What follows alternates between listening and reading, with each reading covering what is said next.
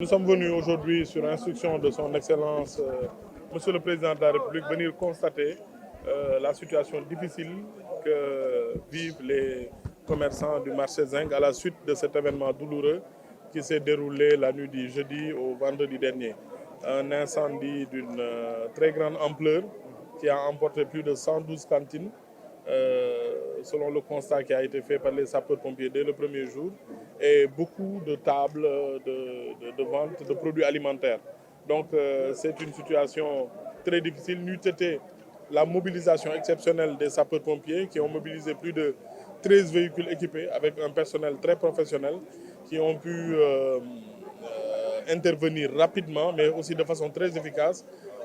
Le feu aurait pu se propager dans d'autres segments du marché. La partie destinée au textile, au tissu, ou la partie destinée à d'autres types de produits. Il n'en demeure que ce sont des dégâts très importants qui ont été constatés. Et je suis venu voir, écouter, mais aussi apporter toute la compassion de la République, du président de la République aux commerçants du marché Zinc. Et nous allons travailler ensemble avec les services compétents pour voir un peu quelle sera l'attitude de l'État. Nous serons à côté des commerçants. Il y a des gens qui ont perdu beaucoup de leur capital, mais aussi de leurs revenus. Donc nous ferons en sorte de travailler avec nos collègues du gouvernement pour trouver la solution adéquate et appuyer dans les meilleurs délais les acteurs du marché dans le cadre de la solidarité. Le Sénégal, c'est des milliers et des milliers de marchés. Pour la plupart, ce sont des marchés qui ont été construits à l'époque coloniale pour les grandes villes ou à l'époque postcoloniale dans les années 70 ou autres. Ce sont des marchés qui ne répondent plus aux normes de notre époque. Il faut entamer un grand programme, le président l'a fait. Si vous allez à Ziguinchor, le marché Tilène de Ziguinchor, le marché régional des femmes de Tambacounda, le marché de Diaoubé, le marché sous-régional de Diaoubé, le marché Medina Baye de Kaolack, le marché Ndoumbe Diop de Diourbel. Donc on a déjà entamé, mais ce n'est pas un projet très facile parce qu'il faut une compréhension mutuelle de la philosophie du projet.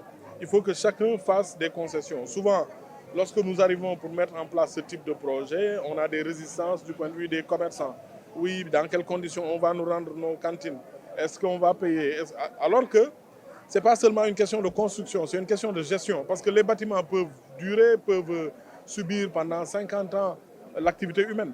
Mais la réalité, c'est que le mode de gestion, je le dis souvent, l'heure d'ouverture, l'heure de fermeture, les branchements, ça nécessite une organisation. Dans un marché, il faut des règles, mais des règles qui soient observées et respectées. On ne peut pas, parce que quelqu'un veut s'installer à côté de moi, c'est mon cousin, c'est mon frère, je lui permets de brancher un câble qui n'est pas homologué ou ce genre de choses. Donc c'est souvent nos comportements qui sont à la base. Vous allez dans d'autres pays, il y a des marchés qui sont tricentenaires et il n'y a pas ces problèmes. Donc c'est un problème d'infrastructure. Il faut moderniser, mais moderniser ne suffit pas. Il faut moderniser les attitudes et le mode de gestion.